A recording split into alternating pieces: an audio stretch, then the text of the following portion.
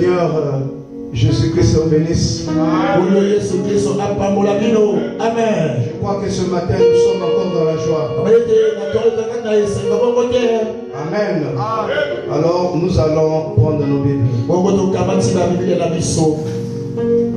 On va prendre Ésaïe 50.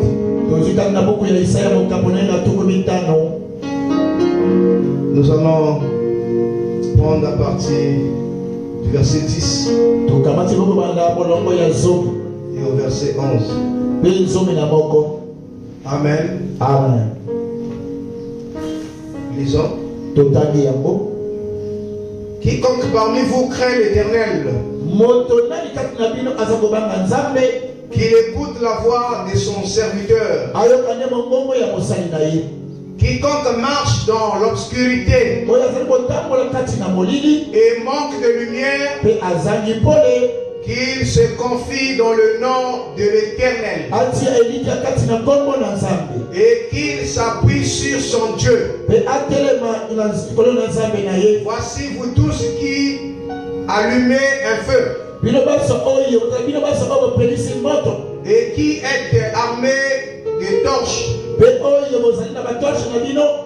Allez au lieu de votre feu et de vos torches enflammées. C'est par ma main que ces choses vous arriveront. Vous vous coucherez dans la douleur. Amen. Amen. Vous pouvez vous mettre assis.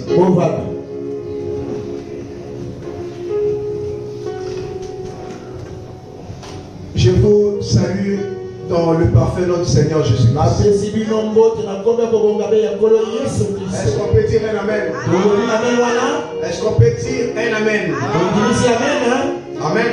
Amen. On peut acclamer encore pour le Seigneur.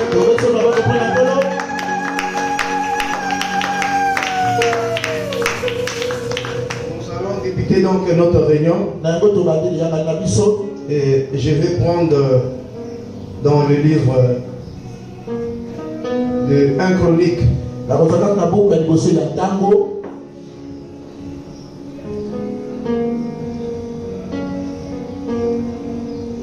Le chapitre 28.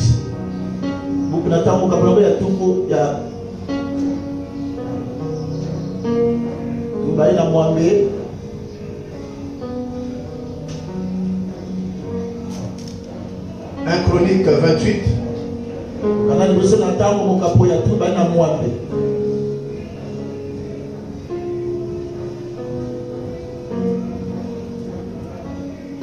On prend le verset 9.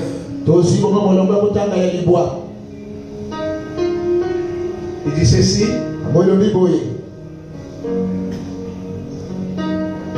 Et toi Salomon mon fils, connais le Dieu de ton père et sers-le d'un cœur dévoué et d'une âme bien disposée, car l'Éternel sonde tous les cœurs et pénètre tous les desseins et toutes les pensées. Si tu le cherches, il se laissera trouver par toi. Mais si tu l'abandonnes, il te rejettera pour toujours. Amen. Amen. Nous allons prier pour la parole.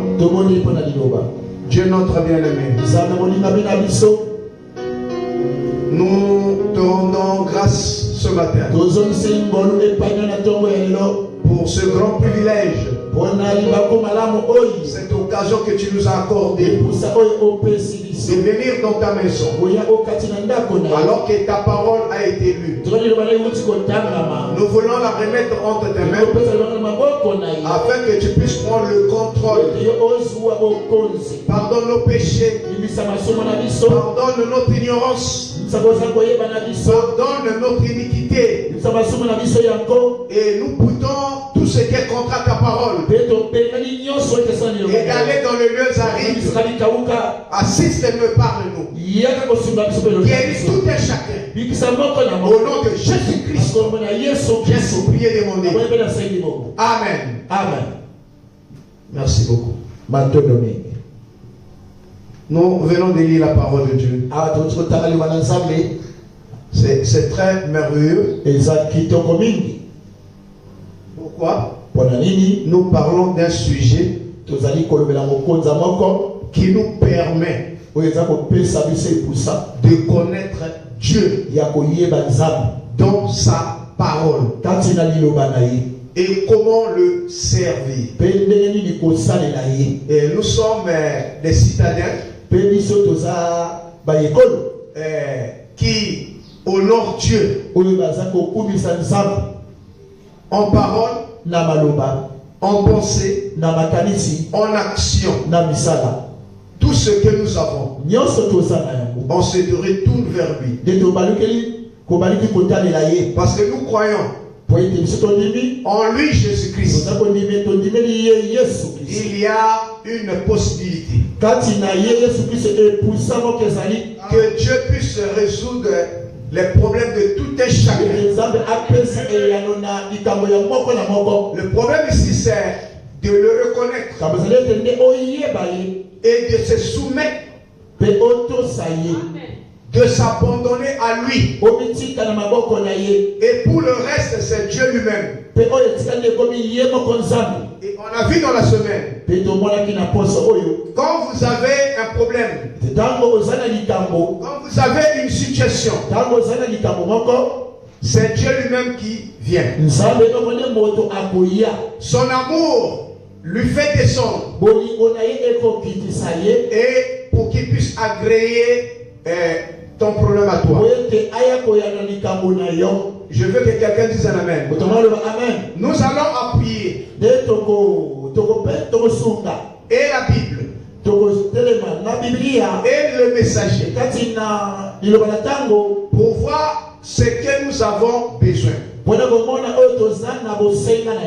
Je vous ai parlé le vendredi que Dieu nous a donné le titre de propriété. C'est le titre incontestable. Où quelqu'un ne peut pas nier. Quelque personne ne peut rejeter cela. Et ce titre-là, on a vu comment il avait payé le son. Tout cela s'est passé au calvaire. Et on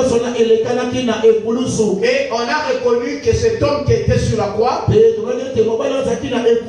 c'était Jéhovah. Amen. C'est lui Jéhovah. Mais quand il est arrivé à la croix, il est venu sous la forme d'un fils. C'était pour extraire le Saint-Esprit et le transmettre à tous ceux-là qui lui sont chers. Est-ce que vous êtes avec moi? C'est en ce moment-là, il fallait avoir la vision de reconnaître qui il était. Sinon, nous avons commencé avec vous ici. Dans l'Ancien Testament, il était appelé du nom de Emmanuel. Il était Dieu. Et il était Jéhovah. Nous avons vu que chaque citoyen qui se mettait devant lui devrait lui donner un nom ou une appellation par rapport à ce que lui a reçu, par rapport à ce que lui a vu. Je veux que quelqu'un dise un amen. Alors, que nous soyons capables aujourd'hui de défendre la cause que le Jéhovah de l'Ancien Testament,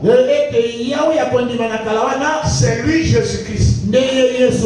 Sinon, si tu n'as pas la connaissance, tu trouveras quelqu'un qui viendra, il va te coincer dans la Bible. Parce que quelque part vous trouvez qu'on parle du Fils. Et quelque part on parle de l'Éternel. Et quelque part on parle de la colonne de feu. Vous voyez qu'il y a un peu du méli-mélo. Mais il faut avoir la vision nette. De reconnaître qui est ce don. C'est au moyen de sa parole. D'autres sont restés. Et donc c'est le Fils. Mais Dieu est quelque part. Sauf pour connaître que le Fils est venu pour manifester la gloire du Père. Quelle était la gloire du Père?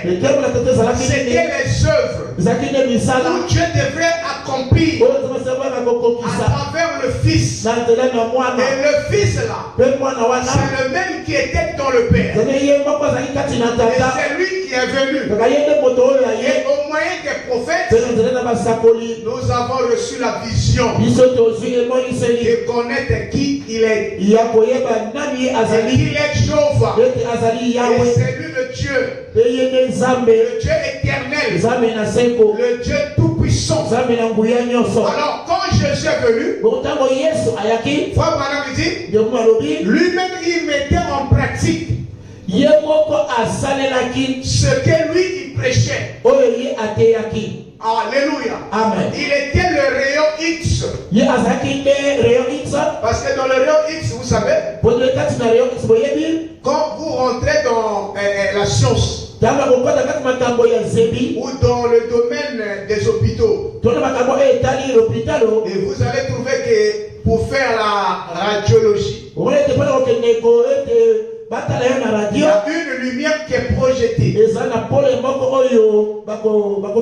Et c'est le rayon là, X, qui a la capacité de pénétrer votre chair et d'aller dans la profondeur des os et voir les anomalies qui sont dans les os. Et c'est le domaine de la radiologie. Il travaille au moyen des rayons X. Et Jésus également, Frère Branham dit, il est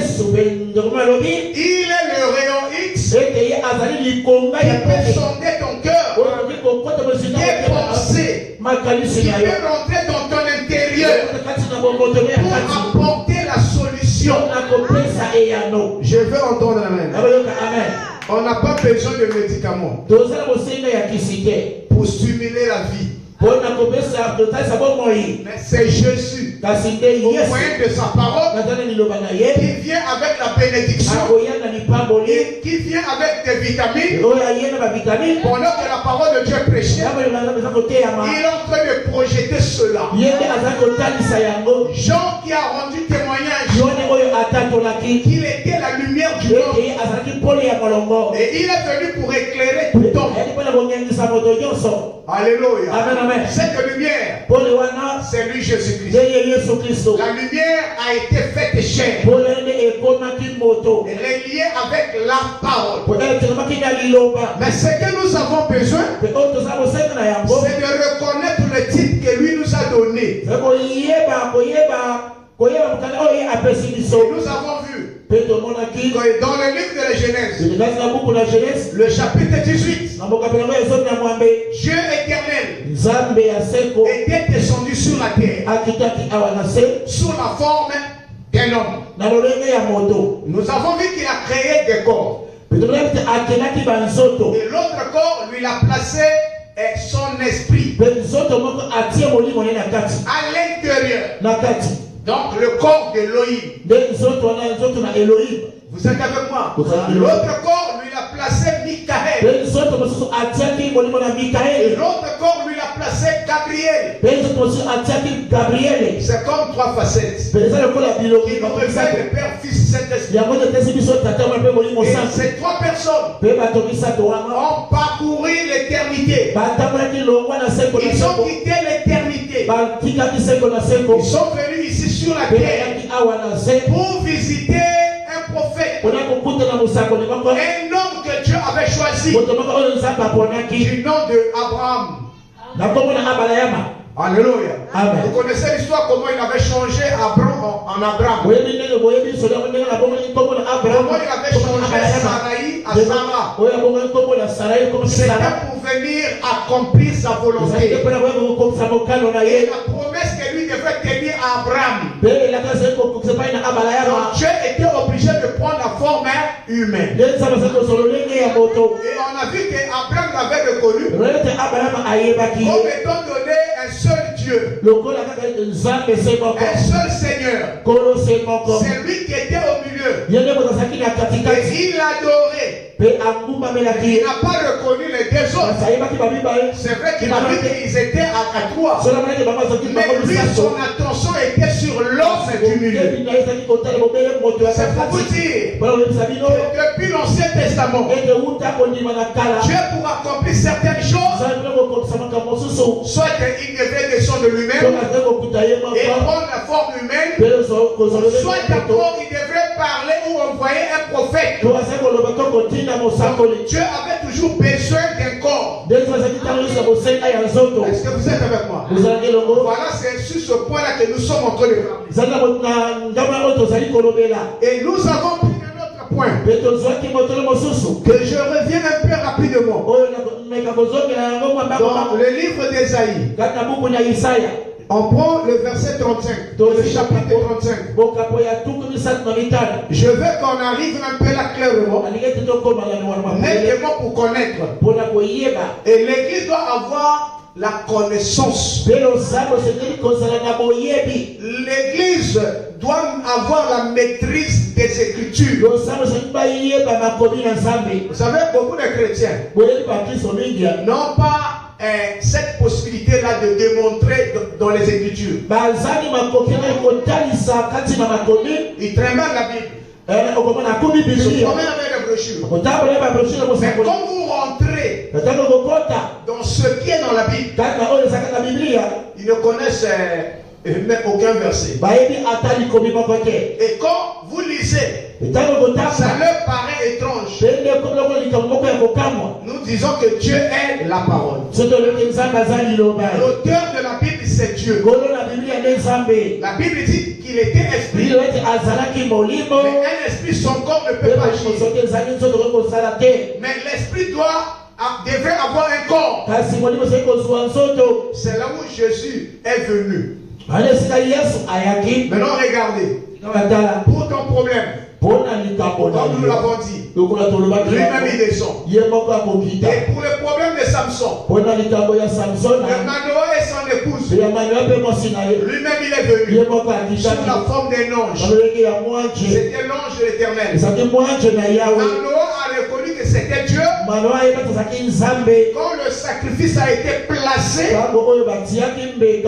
la flamme est descendue, et cet homme est rentré dans le feu. Et il est parti dans le feu. C'est là où Manoah a su que c'est l'ange de l'Éternel. L'ange de l'Éternel, c'est Dieu lui-même. Quand il est apparu à la femme de Manoah, il avait la forme humaine. Est-ce que vous êtes avec moi? Dieu a toujours des formes qu'il peut prendre. On a vu sous la forme de la nuée, sur la forme de la tempête, de la colonne de feu, avec les jambes. Il est passé dans le tourbillon. Mais ce qui a interpellé Job, c'était le mystère de la voix. Je vais entendre amen. Le mystère de la voix. Et quand Dieu a parlé, et parlait dire à Job, c'est terrain. Sois encore un vaillant homme. Et je passerai là. Et je t'instruirai. Et il a eu le dialogue avec Job. Job ne pouvait pas le voir. Mais Job pouvait voir le tourbillon. Parce que quand le tourbillon passe, il ramasse la poussière. Or le corps c'est la poussière. Et dans la poussière là, c'est une forme de théophanie. avec les yeux qu'on ne peut pas voir. Et il est en train de passer. C'était l'Éternel qui est en train de passer. Et en touchant la poussière de la terre, tout ce qui était là était en train de bouger. La puissance, l'autorité, tout était là. Et Job était vaillant. Et il regardait. Et il écoutait la voix. Et il s'est entretenu avec Dieu. Ça, c'est aussi un moyen que Dieu a travaillé. Alléluia. On a vu encore un autre exemple. C'était Jacob qui avait prié, qui avait décidé qu'il devait croiser Dieu. Mais Dieu lui a parlé comme ça. Il s'est déplacé. Il est allé dans un endroit un peu reculé. Il a placé les pierres. Vous savez, les pierres, c'est la révélation. C'est la révélation de Christ. Il a placé cela comme son oreiller. Et il a placé sa tête. Pendant que lui dormait, il se réveille comme ça. Il voit un homme. Et cet homme-là venait. Il s'est relevé. Non, personne d'autre ne pouvait arriver ici. Sinon, ce n'est ma prière. Il est allé toucher cet homme. Il lui a dit, si tu ne me bénis pas, si tu ne me donnes pas tout ce que je veux faire, je ne te laisserai pas passer. La Bible dit quoi? C'est la lutte de Jacob. Il a lutté avec Dieu. Vous êtes avec moi? Le chrétien doit persévérer. Quel que soit le problème, quelle que soit la maladie, il faut la persévérance. Il faut avoir la foi. Vous êtes avec moi? Vous ne devrez jamais reculer. Vous devrez rester là avec votre foi. Et Jacob lui a dit, si tu ne me bénis pas, je ne te laisserai pas. Tout ça, ce sont des exemples. Même après ma troisième homme, c'était Melchisedec. Pour certains, ils ont dit, c'est l'homme qui a plus vécu ici sur la terre. C'est un vieillard, un ancien. Est-ce qu'il connaissait ses origines? Mais la Bible nous révèle que ce Melchisedec, c'était Dieu. C'est lui l'Éternel, mais dans une autre forme. Alléluia. Et aujourd'hui, c'est la même chose. Quand Dieu descend, il a besoin de vos corps. Il a besoin des corps dans lesquels il doit projeter son rayon pour manifester sa puissance. Je veux que quelqu'un dise Amen. Est-ce que c'est correct? Alors ici, dans Ésaïe 35, écoutez ce que Ésaïe nous dit. Ésaïe dit ceci. Ésaïe 35, nous prenons le verset 3, 4 et on descend plus. Il dit ceci. Fortifiez les mains languissantes. Affermissez les genoux qui chancellent. Amen. Amen. Dites à ceux qui ont le cœur troublé, prenez courage. Vous savez, je vous donne ces versets-là. Et vous prenez cela. Ça vous permettra d'exhorter une personne. Quand vous voulez le convaincre, selon la parole, il faut connaître ces choses. Tout simplement démontrer cela. Quand il va lire et qu'il va croire, alors il aura la solution. Tout est basé sur la parole. Et la parole réanime la foi. Parce que la foi vient de ce que l'on entend. Et ce que nous écoutons, c'est la parole. Il dit ceci. Fortifiez les mains languissantes. et affermissez les genoux qui chancellent.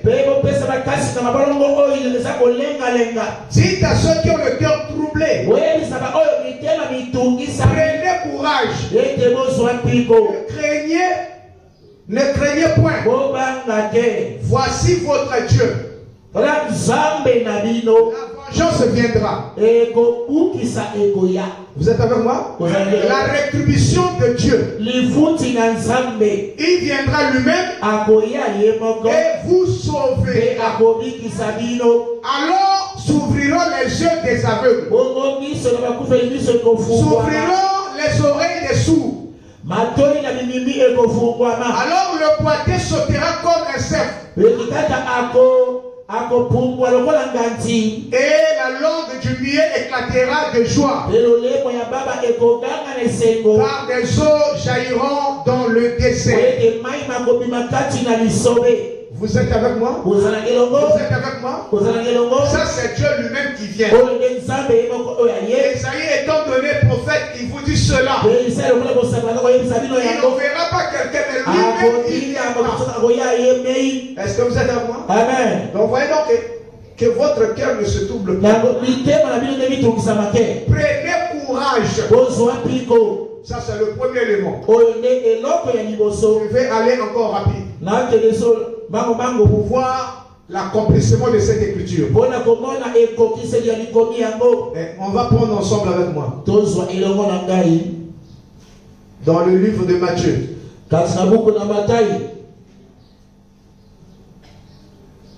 Pour Matthieu chapitre 11.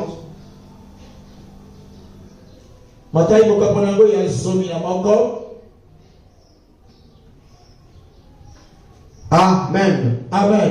Ici,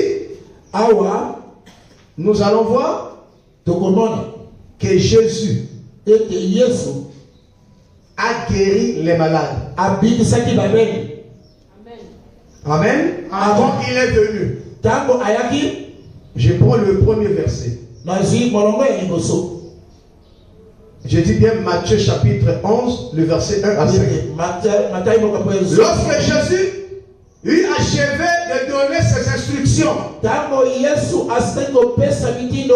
ses 12 disciples, il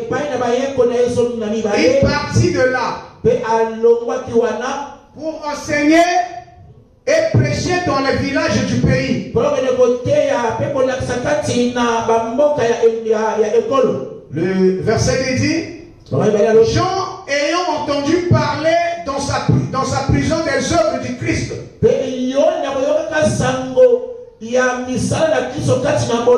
lui fit dire par ses disciples, es-tu celui qui doit venir? Ou devons-nous entendre à un autre? Jésus leur répondit, allez rapporter à Jean ce que vous entendez et ce que vous voyez. Les aveugles voient, les boiteux marchent, les lépreux sont purifiés, les sourds entendent, les morts ressuscitent, et la bonne nouvelle est annoncée aux pauvres. Alléluia. Amen. Vous voyez, non? Donc l'écriture là est accomplie. Quand Jésus est venu, conformément à Esaïe 35, et quand il a prêché, il y a eu des guérisons, il y a eu des miracles, parce que Jésus, c'est lui qui devrait accomplir cela. Mais donc, si les gens s'attendent à ce que Dieu vienne, et que Dieu ne vient pas, mais c'est quelqu'un d'autre qui accomplit ça, qui est votre Seigneur?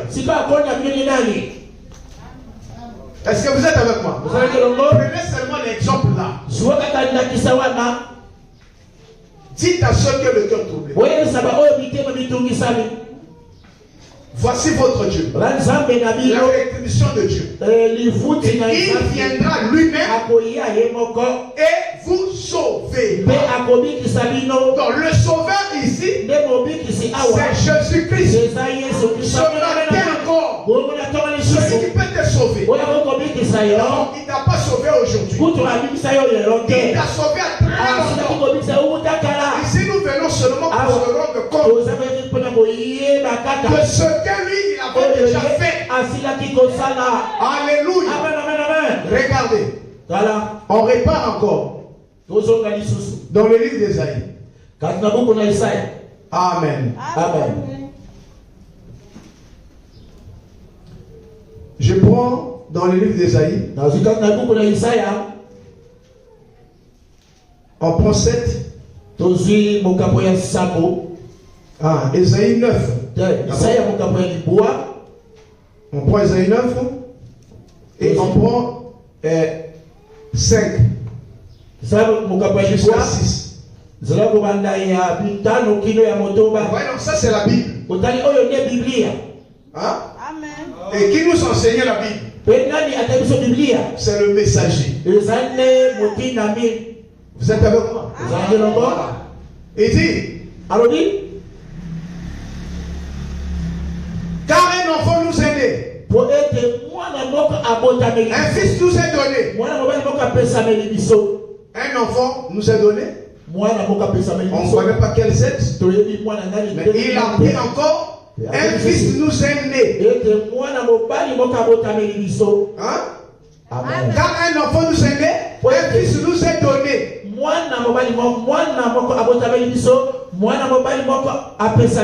Ok. Donc on connaît que c'est un garçon. Et la domination reposera sur son épaule. Un enfant qui est né. Alléluia. Amen. C'est compliqué. La domination se reposera sur son épaule. On l'appellera admirable. Ce petit bébé qui vient, on va l'admirer. Et on l'appelle admirable. Alléluia. Amen. Il est aussi conseiller. Dieu puissant. Comment vous pouvez expliquer ça? Un enfant qui est né, il va être admirable, il va être conseiller, et il est en même temps Dieu puissant. On s'arrête par la Ésaïe dit, il est aussi le Père éternel. Je veux que quelqu'un dise Amen. Il est aussi le Père éternel. Il est aussi le prince de la paix. Alléluia. Alléluia. Alors, si vous descendez, il dit, il est le prince de paix, donné à l'empire de l'accroissement et une paix sans fin au trône de David. Alléluia. Amen. Donc Esaïe avait vu toutes ces choses. Et il en a parlé. Donc ça nous définit que c'est Dieu lui-même. L'enfant là qui vient, c'est Dieu lui-même.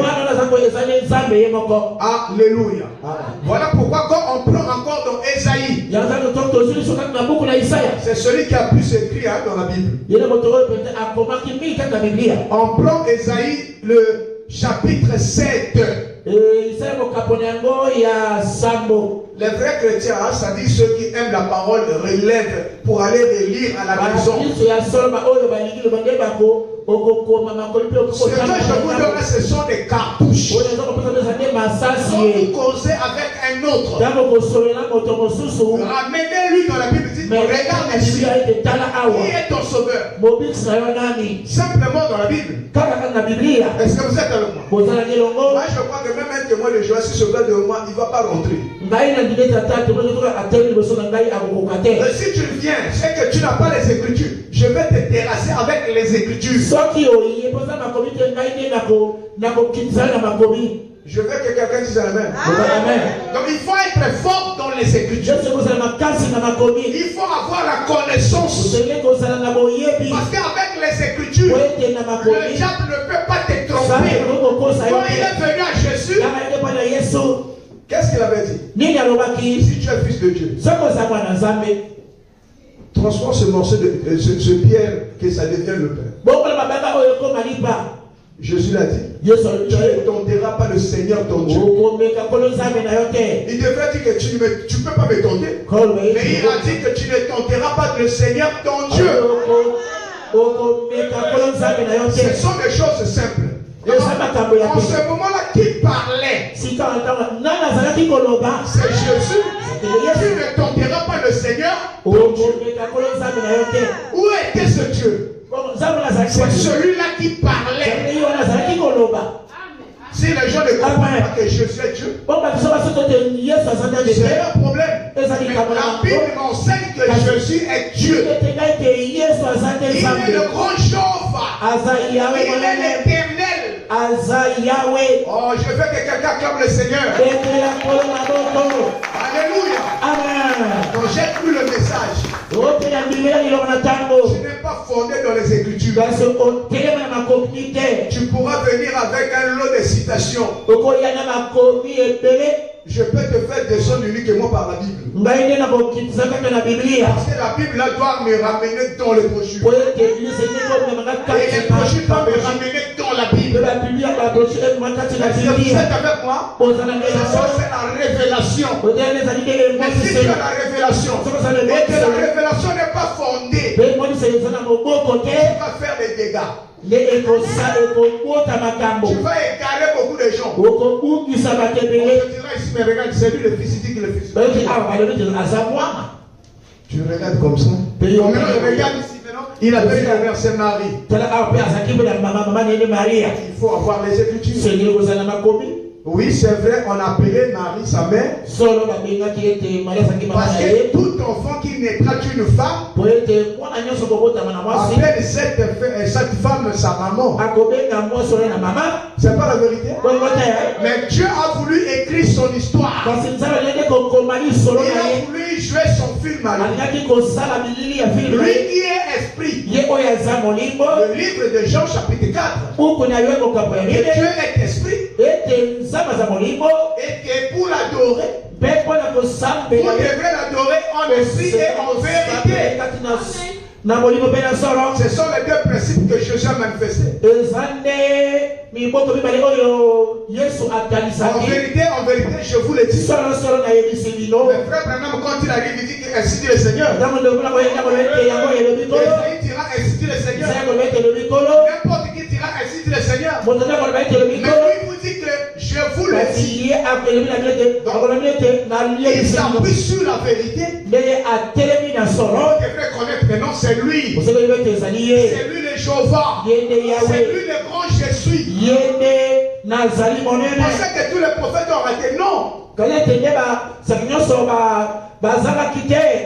Alléluia. On va lire. Ésaïe 7. Il dit ceci. Je peux prendre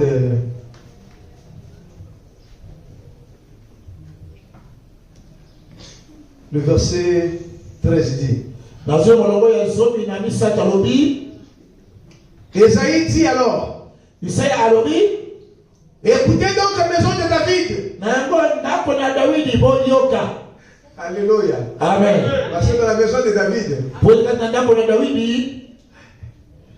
Dieu devrait venir par là. Il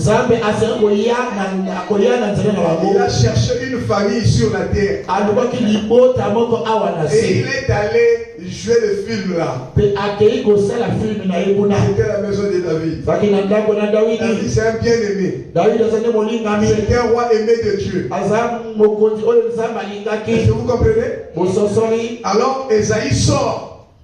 Écoutez donc, maison de David. Est-ce trompé pour vous de lasser la patience des hommes? Et que vous lassez encore celle de mon Dieu. Hein? Ne vous fatiguez pas. Ne vous lassez pas. Alléluia. Amen. Alléluia. Amen. Il y a encore une possibilité Et pour ça, nous les alliés. que Dieu puisse vous guérir, Et que que nous avons mis les alliés. Dieu puisse vous exaucer. Il dit, c'est pourquoi le Seigneur lui-même vous donnera un signe. Qui donnera le signe? Le Seigneur lui-même. Alléluia. Amen. Le Seigneur c'est Elohim. Hein? Celui qui a la prédominance. Quel est ce signe? Pour que vous compreniez que c'est Dieu qui vient. Voici la jeune fille deviendra enceinte. Est-ce que c'est le pasteur Arnaud qui a écrit ça? C'est Esaïe. Voici la jeune fille deviendra enceinte. Alléluia. Amen. Et elle enfantera un fils. Elle lui donnera le nom d'Emmanuel. Ah. Amen, amen. Il mangera de la crème et du miel jusqu'à ce qu'il sache rejeter le mal et choisir le bien. Il s'agit de qui? De Jésus. Alléluia. Donc la jeune femme qui deviendra enceinte, et qui va l'enceinte? Mon frère, qui va l'enceinte? La soeur, qui va l'enceinte? La jeune fille ou la jeune femme.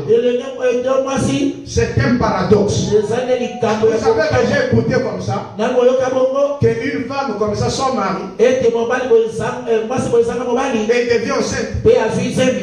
On va te suspecter si vous êtes dans la maison. Parce que c'est un homme qui doit alors féconder,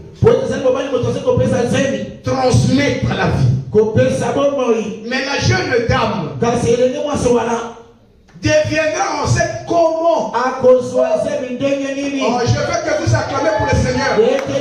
Ça c'est le message que Malachie 4 nous a prêché. Dites à cela. Voici la jeune femme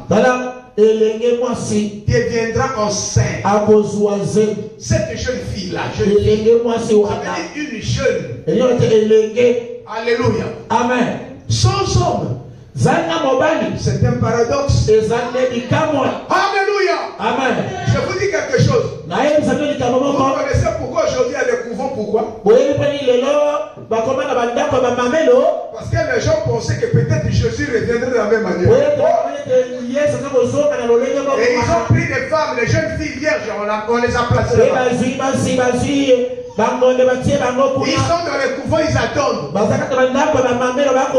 Pour voir si comment ils seront enceintes. Depuis qu'ils ont commencé à mettre les jeunes filles au couvent,